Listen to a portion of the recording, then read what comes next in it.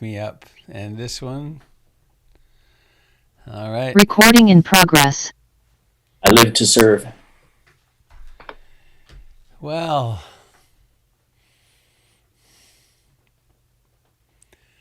sunshine on the Pacific has created clouds which are giving us some serious rain. It's almost like winter used to be in Portland.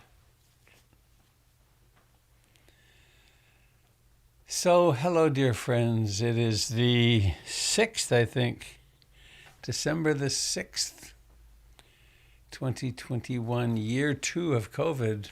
Whew. I am that which calls itself Robert Beatty, and this is a broadcast of the Portland Insight Meditation Community. I'm here with Jim Dalton. Thank you for taking over during my absence, Jim.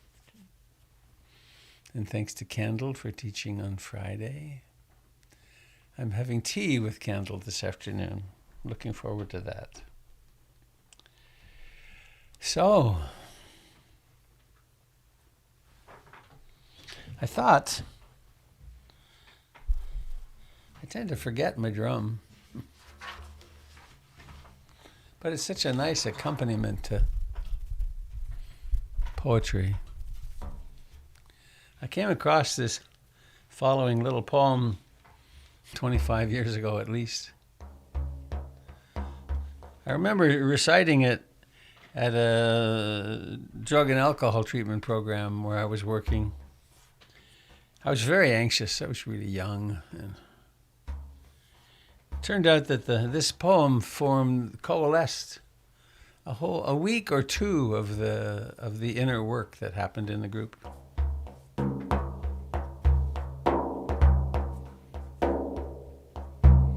What do you think, Tim? Sound-wise? Just fine. Fine. Thank you, sir. I love your backdrop. Those beautiful instruments.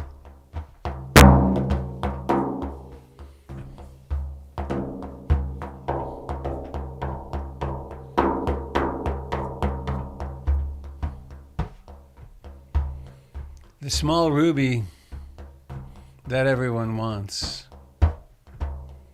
The small ruby that everyone wants has fallen out on the road. Some say it lies to the east of us. Others say to the west of us. Some say in primitive earth rocks, and others say in deep waters. Kabir's instinct told him that it was inside and what it was worth. So he wrapped it carefully in his heart cloth.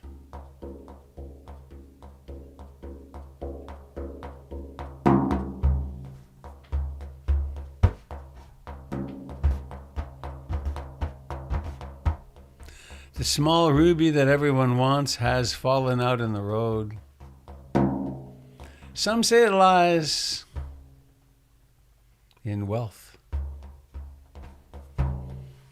Others say in power. Some say in youthfulness, physical prowess, beauty, political power. Some say in children. Some say in no children. Some say in primitive earth rocks. Some say in fancy vacations. Some say in living forever, trying to live forever.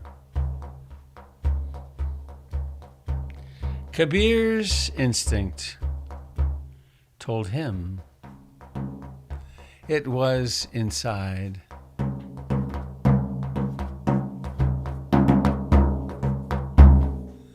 And what it was worth. So he wrapped it carefully in his heart cloth. Kabir's instinct told him it was inside and what it was worth. So he wrapped it carefully in his heart cloth.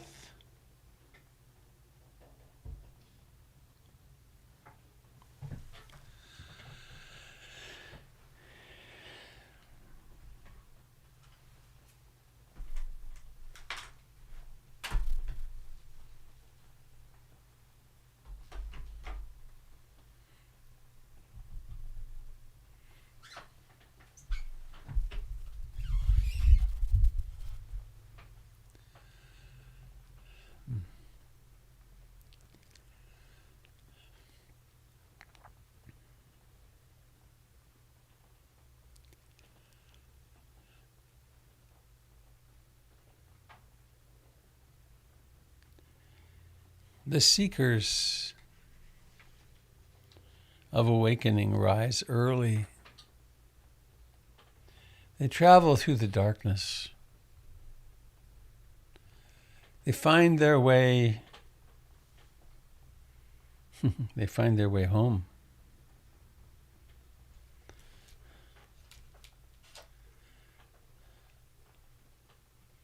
They find their way to the Dharma Hall, to being together with like-minded people.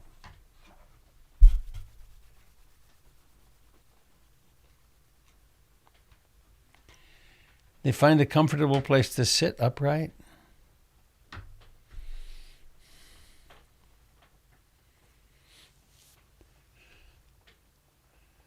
Perhaps we remind ourselves of refuge in the Buddha, Dharma, and Sangha.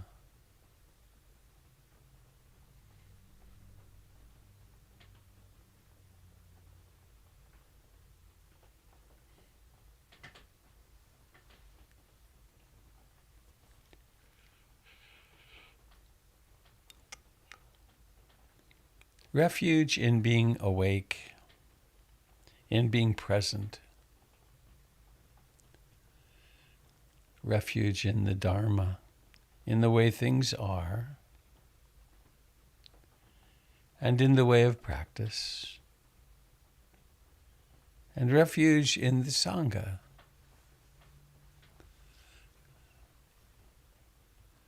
the community of practice and the community of all life. So we can profoundly relax.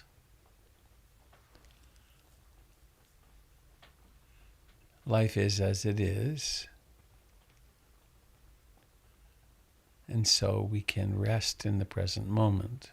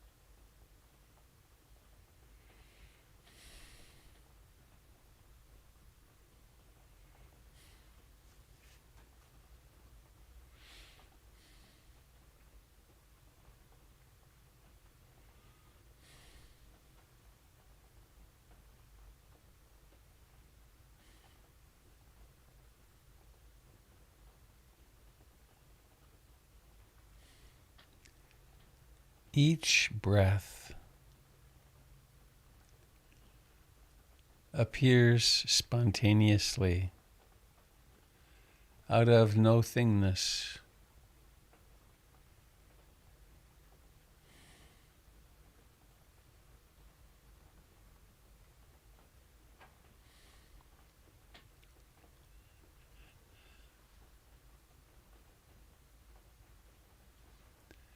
It then does its dance of expansion and filling until it ceases that, and then there's decline and emptying.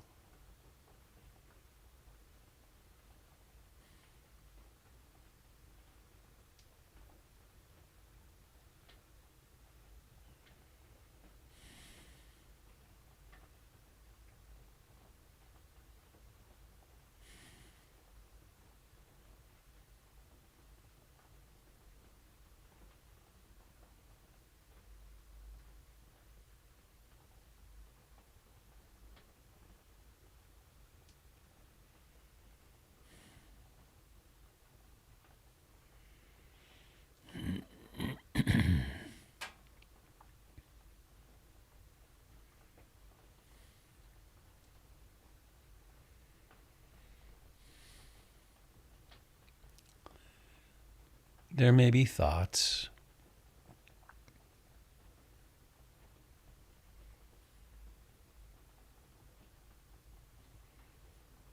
There may be desires. There may be disliking. There may be restlessness and agitation or worry.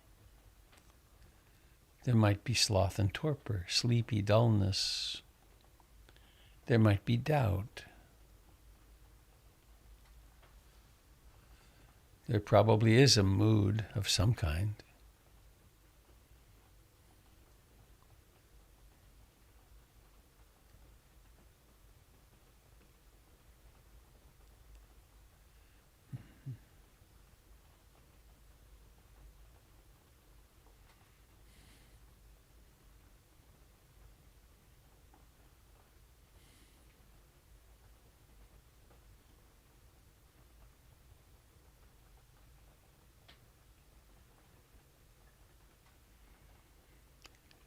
And so we use in-breathing and out-breathing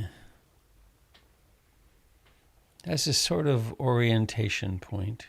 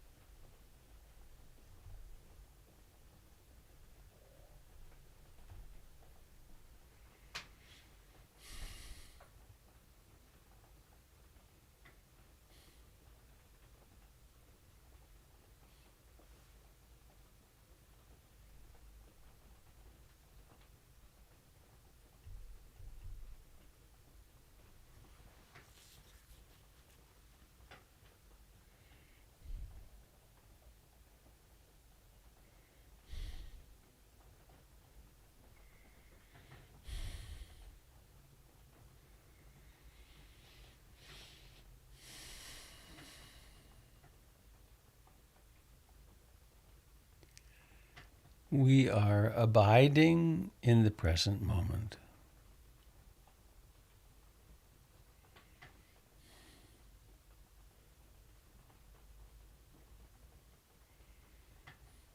And what is it that occurs in the present moment? Breathing in, breathing out.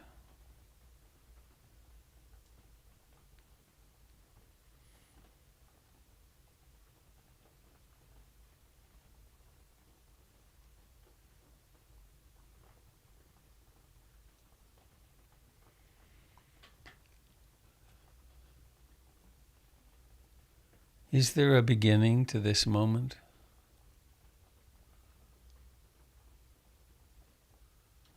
Is there an end?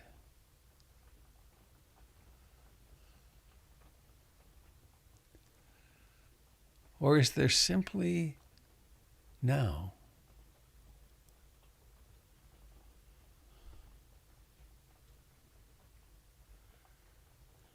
And in this now, there is breathing in and breathing out. There are wandering minds.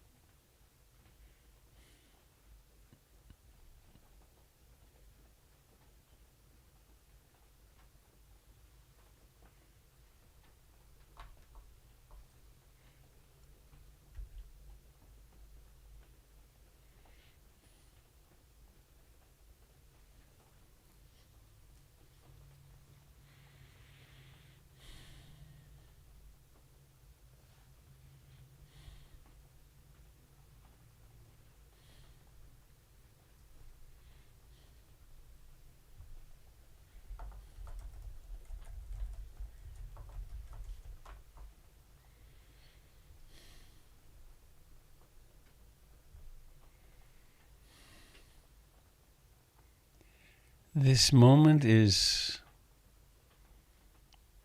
as it is.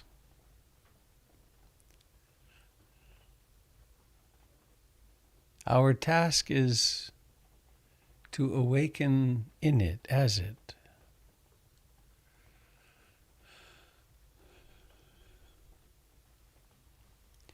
To watch the continuing stream in a way, though it isn't a stream, the continuing momentary existence of life.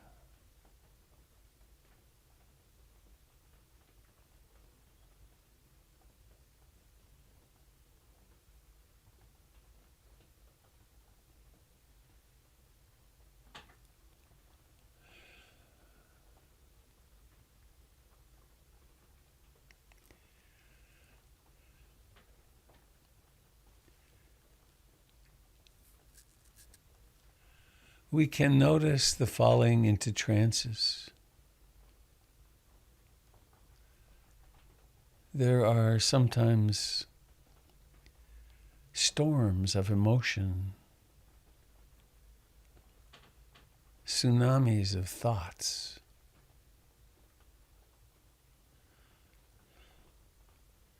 great black holes of sloth and torpor.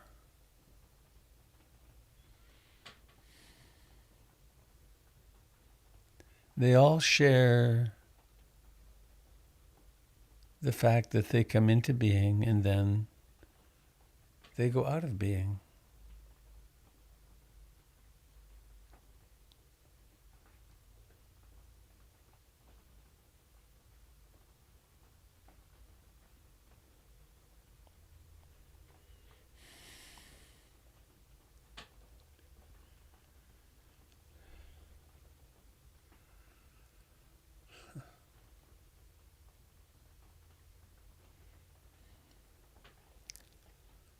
One of our strategies that helps is to be really intimate with the breath. Actually, to be intimate with every experience. To notice the actual sensations of this in-breath now.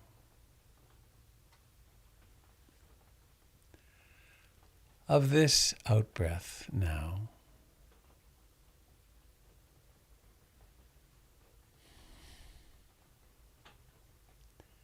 Of this thought.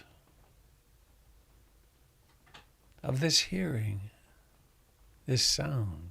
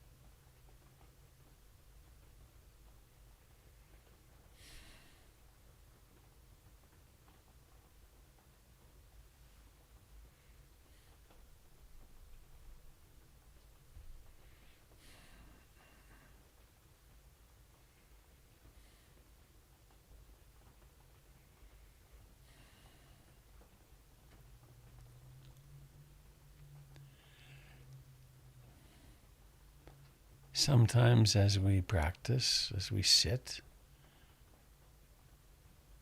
there's pain.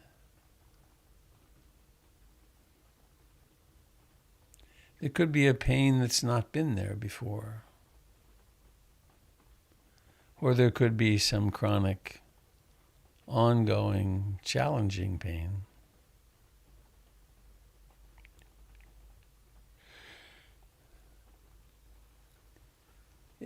If we can simply distract ourselves from it, come home to breathing,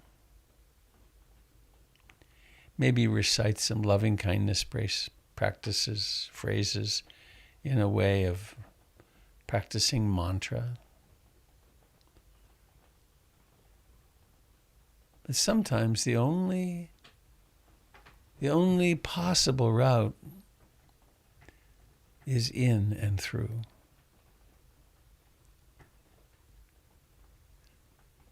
And when that's the case, then we put aside the breath and we take the painful sensations. Could be a painful mood, could be physical pain. We take that experience that is of an unpleasant variety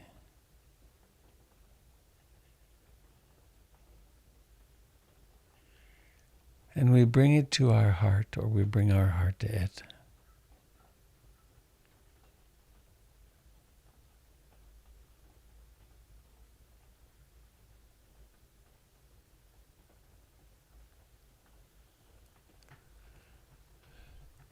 We can notice any thoughts that are associated with it. Sensations in the body, emotions. The mood can be perhaps freaked out, anxious, or despairing.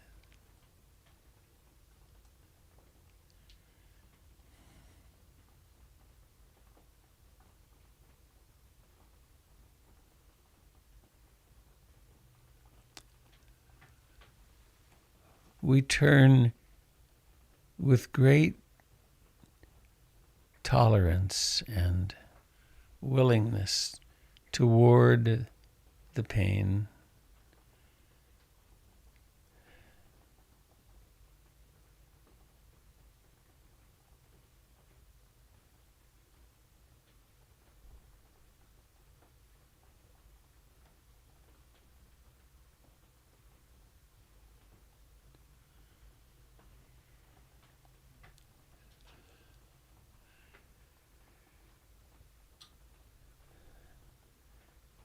We can also observe the very disliking, the wanting of it to be different.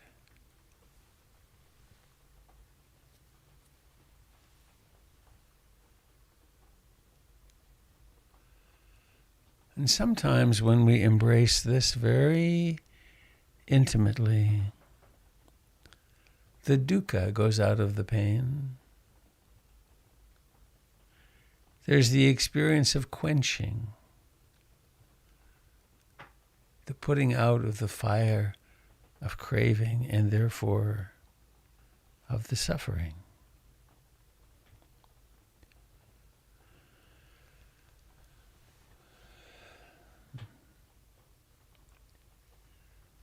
And we bring all of the enlightenment factors with us for this undertaking. We bring mindfulness.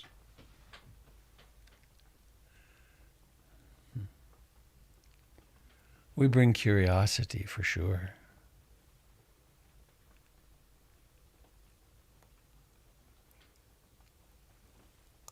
We bring persistence. We are persistence.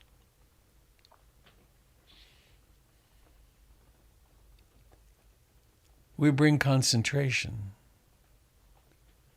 Coming home diligently with great kindness to the breath.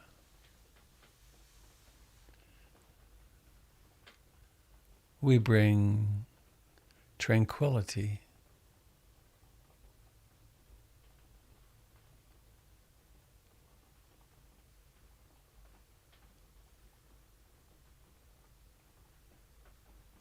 we bring equanimity.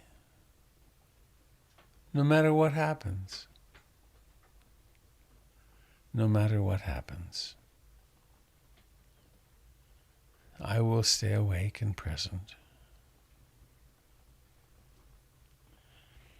And a kind of inner joy emerges.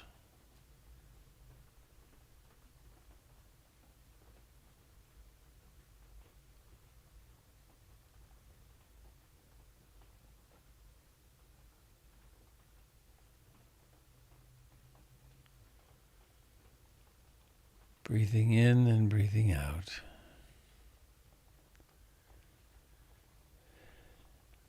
As natural as the rain falling on the roof.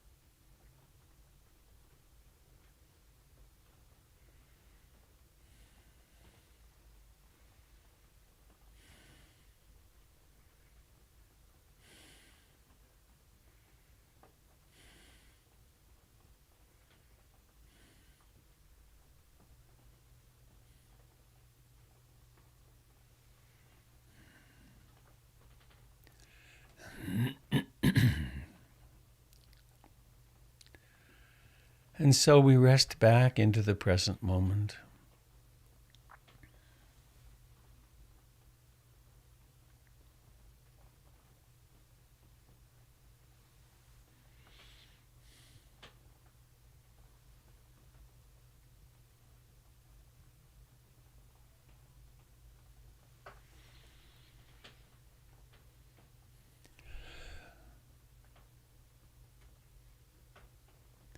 We're not trying to get somewhere.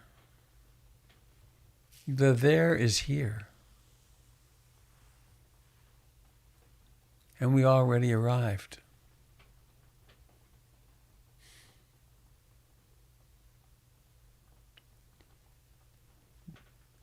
The effort that we do make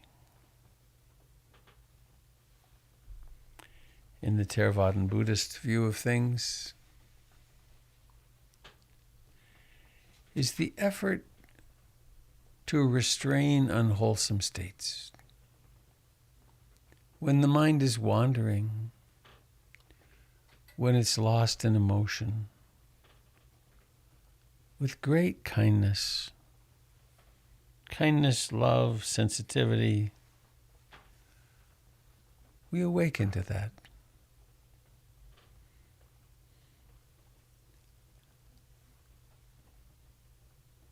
And when it's then gone, we awaken to that. We can know wandering mind and not wandering mind. And we cultivate the so-called wholesome mental factors, rooted in mindfulness, rooted in being awake. All the other mental capacities, wholesome mental capacities, are quite natural, like love and compassion.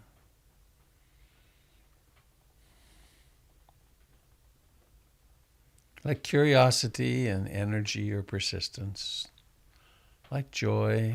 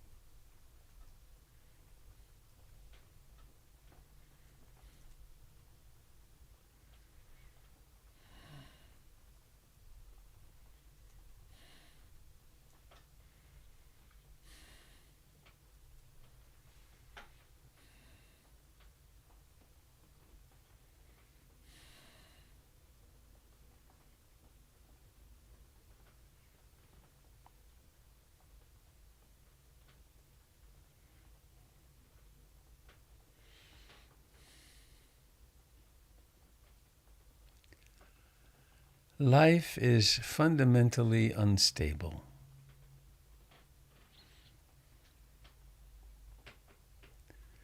With wealth and health, we can do a lot to create relative stability.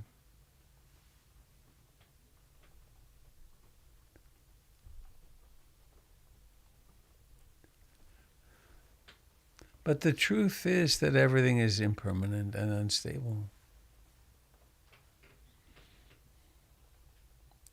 People come and go into our lives. Relationships are wonderful and then struggle.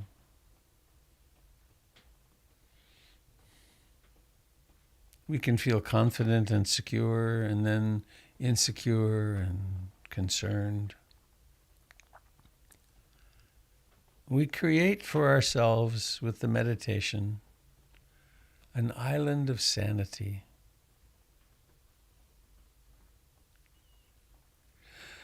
To be with this breath right now.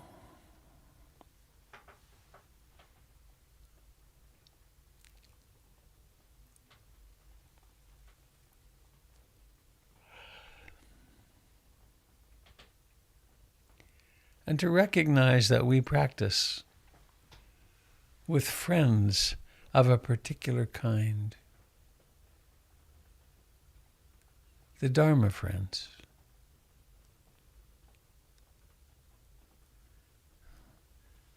Friends who have and moment to moment make a commitment to being awake, to being loving, to being compassionate.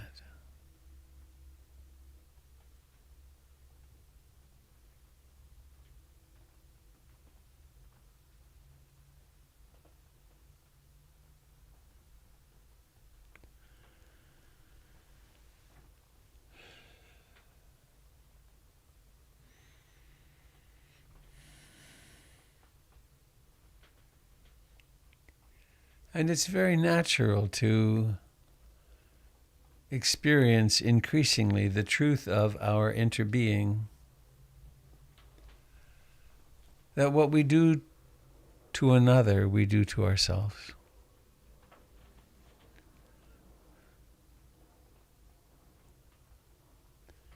And so it's quite natural to move into a life of greater harmony,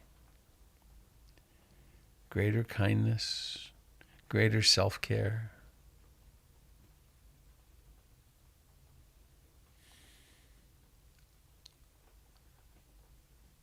And the recognition that just as each of us wants love and compassion, so do all beings.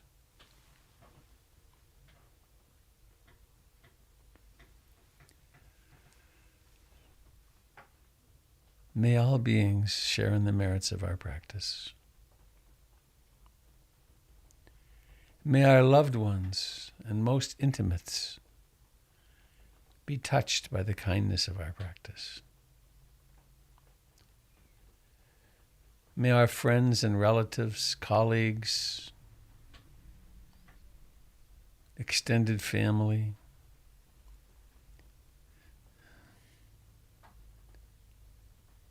may they all be touched by the love of this moment. In fact, may all living beings, all the countless billions of beings who spring into life, who live a lifetime and then pass away, share in the merits of our practice.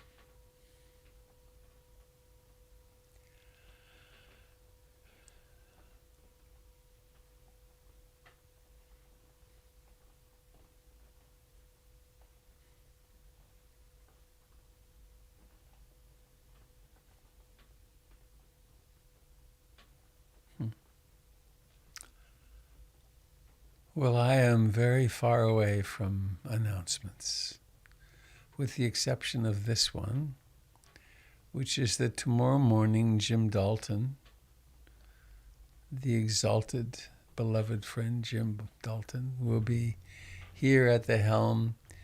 My cardiologist wants me to have I forget what it is.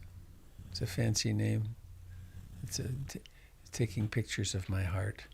It's not because of any symptom, it's just been It's been 5 years or whatever. So I have that appointment tomorrow morning at 8 o'clock. So I need to be there. It's a good name. I wish I could remember it. There's something or other. Is that the electrocardiogram? Is there Can't hear anything me. we should announce, Jim, that I simply cannot pull to mind? Okay. We have 2 weeks before my Qigong workshop on the 18th. Candle has 2 weeks before her next Sunday meeting on the 19th.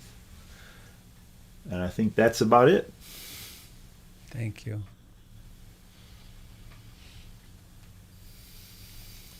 Our opening date as a center appears to be early January. They pushed back there's a word for it, essential completion date to the 24th of December, which is my birthday. I like that. It'll be done on my birthday. But then we'll have quite a lot of work to do to get it back together, too.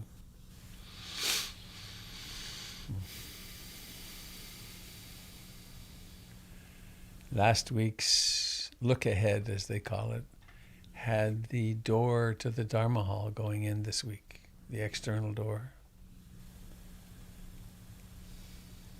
So that'll be a big change. The ramps are close to done.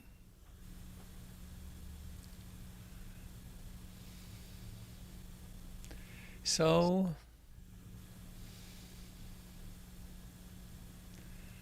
how are the winds of life affecting you?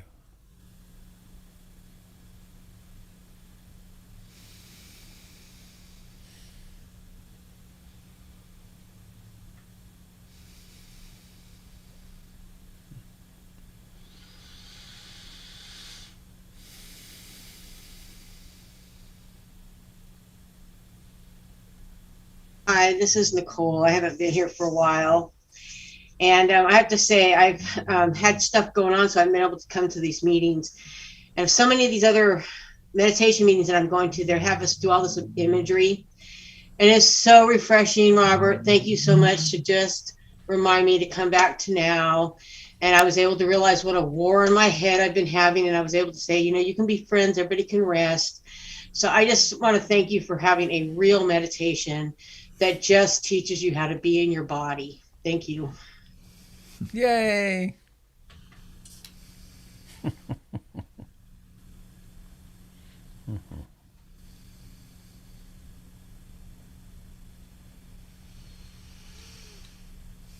Good morning, all. 35 days I've been gone. I was out of the country. So wonderful to see you all again and know that I held you all in my heart for all those days gone. And to take this practice to a sandy beach and walk barefoot was absolutely a retreat for me. It was the longest, certainly the longest meditation I've ever had. And it was just present and present and present. So easy being away from my desk and the stuff of keeping busy, that being present was just simply simple. So I really feel like I had this treasure that, I wasn't in my suitcase. That was all the sundresses and the flip-flops. So I've been very warm, very comfortable, and truly, truly rested. So, Yay. Yeah. Welcome back. Thank you. Good to be here. I almost have emptied my suitcases. I'll probably finish that today. You're still on beach time. I am still on beach time. And when people ask me what I was doing there, I would say I was practicing not doing what I used to do. Right. Because I knew it for me, I'm getting ready to retire. And I knew for me it was, you have to stop that first before you even know what next. Don't know what's next, but I really feel like I had a good practice. So good to see you all. Lovely, beautiful faces, you all. Thank you, Francine. Mm-hmm. Mm-hmm.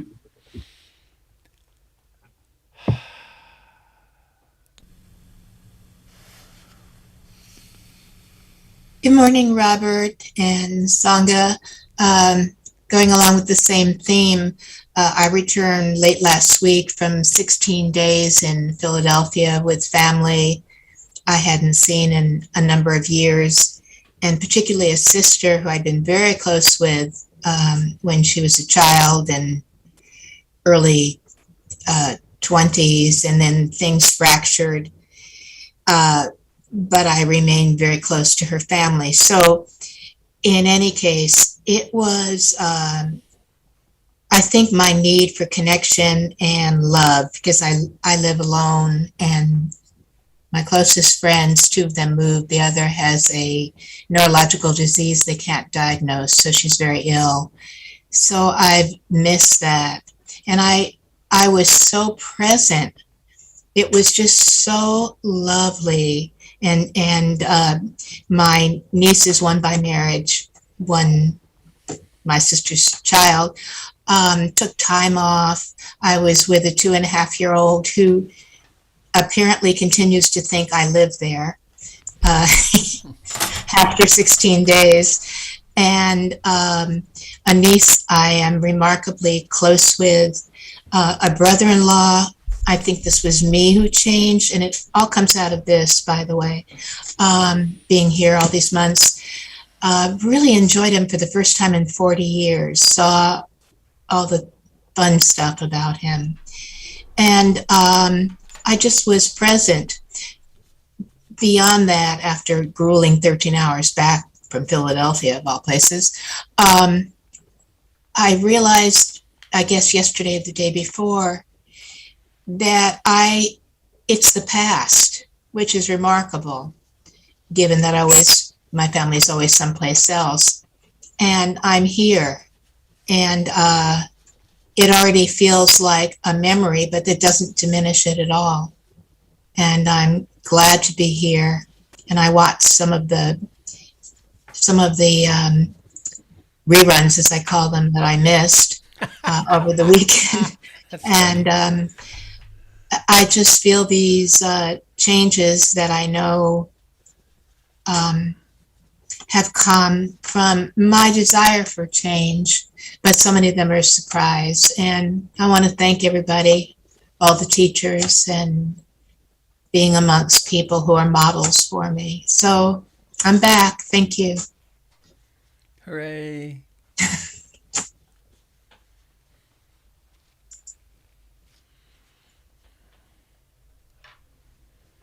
Morning, Robert. Good morning, Sangha. It's David. Hello, David. Hello, Robert. So first of all, I'm talking today from a winter wonderland here. I'm not sure what it's like where you are in Portland, but we have snow on the ground here, and it's magical outside. So I hope to go for a walk after this morning. So, but I want to mention that I did my first in-person retreat in 2 years this past weekend. So I sat with a teacher I've sat with many times. His name is Howard Cohen. He's from the Bay Area in San Francisco. Howie. And Howie, yeah, you know Howie. He's a lovely, lovely man. So fine fellow.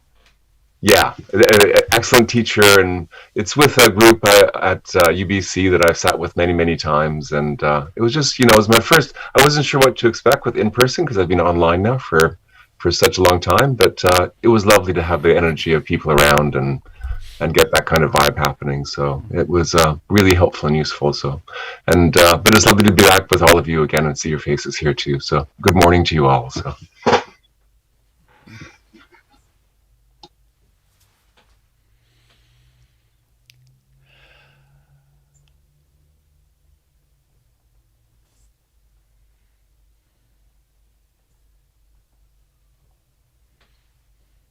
David, where are you physically? I'm on Salt Spring Island in BC. That's right. Yeah. Okay. Yep. Yeah. Actually, Birch and I live about 10 minutes away from each other. Ah. Yeah. Yeah. we go for walks now and then. And also, there's another meditator who brought me into Portland Insight named Kath Webster, and she also lives here in Salt Spring too. So Cool. we have a fairly active meditation community here. So It's a hotbed. yeah, I guess so. Yeah, there's a fairly strong Zen community here too. There's a teacher on island named Peter Levitt who's quite well established. So he does the Zen community, and there's a Tibetan community as well. So for a small island, it actually has a fair amount of Dharma going on. So thank you.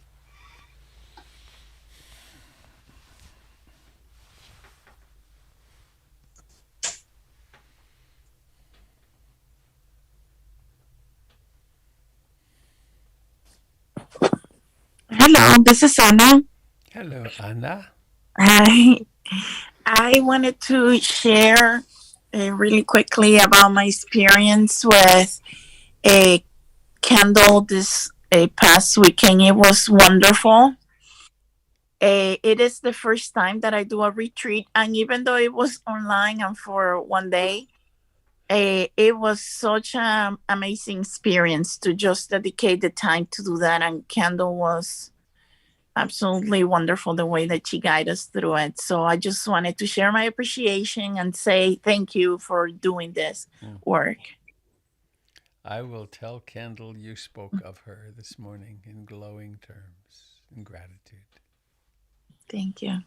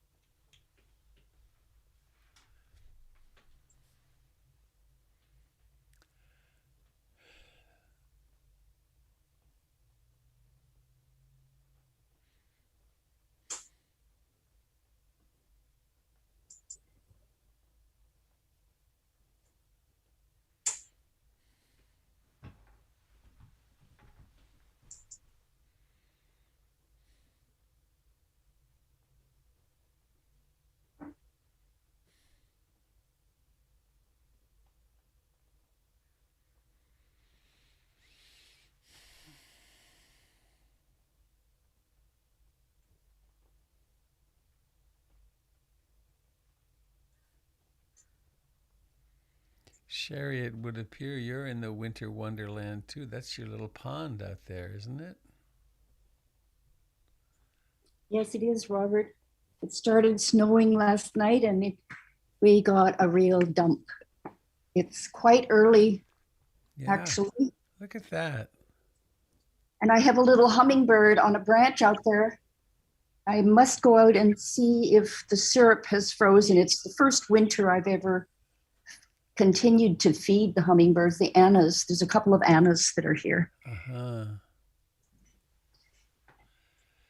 Yeah, they get dependent on your feeder, don't they?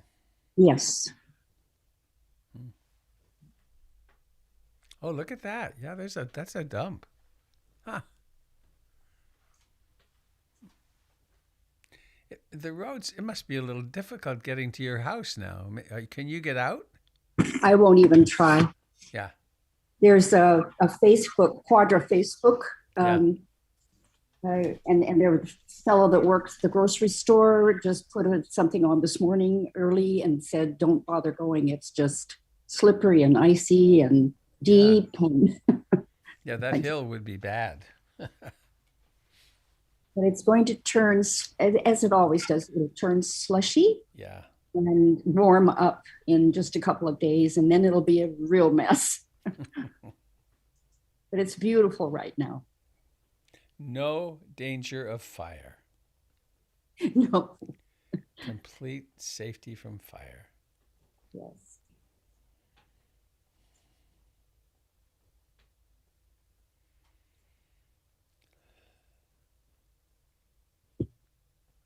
One more thought. I was in a place that had not so many tourists, but most of whom were Canadians.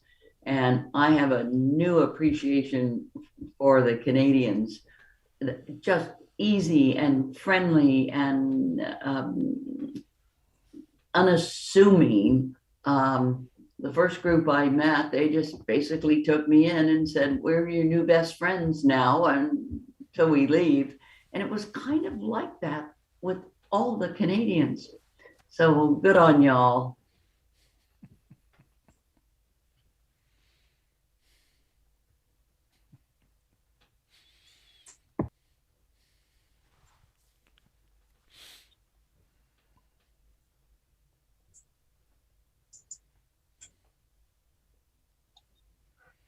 There was an idea I heard at some point in the past of making California, Oregon, Washington State, and BC one country, because we actually have more in common with each other than we do with the rest of our respective countries.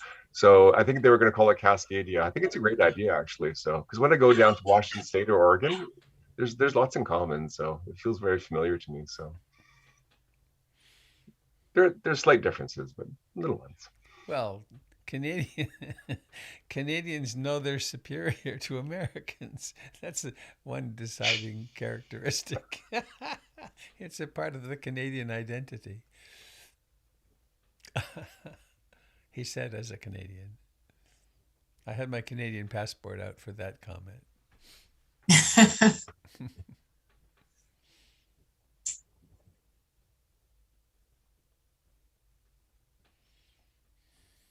Hey, this is Kathy, and I just spent a week up in Cowichan Valley with my son, and he just sent me we were there for U.S. Thanksgiving, which there's no hubbub in Canada around U.S. Thanksgiving.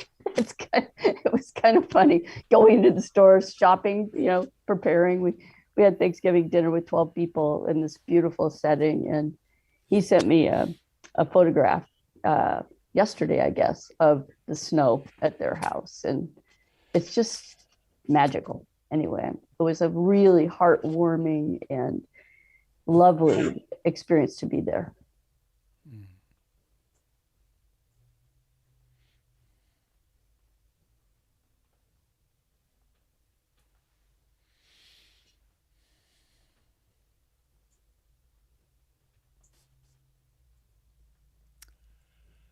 Well, friends,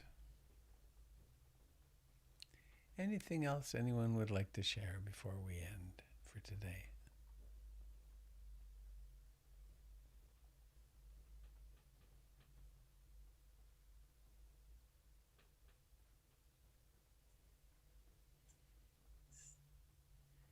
Are you leaving, Jim?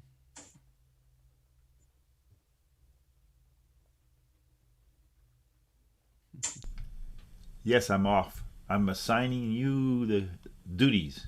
All right. I need to go quite soon, too. Have an electrician coming. So let us sing our way into the present moment. Please unmute if that makes sense for you. Hang on. Bhavatu Sabe Mangalam. Bhavatu Sabe Mangalam. Bhavatu Sabe Mangalam. Sadhu, sadhu, sadhu.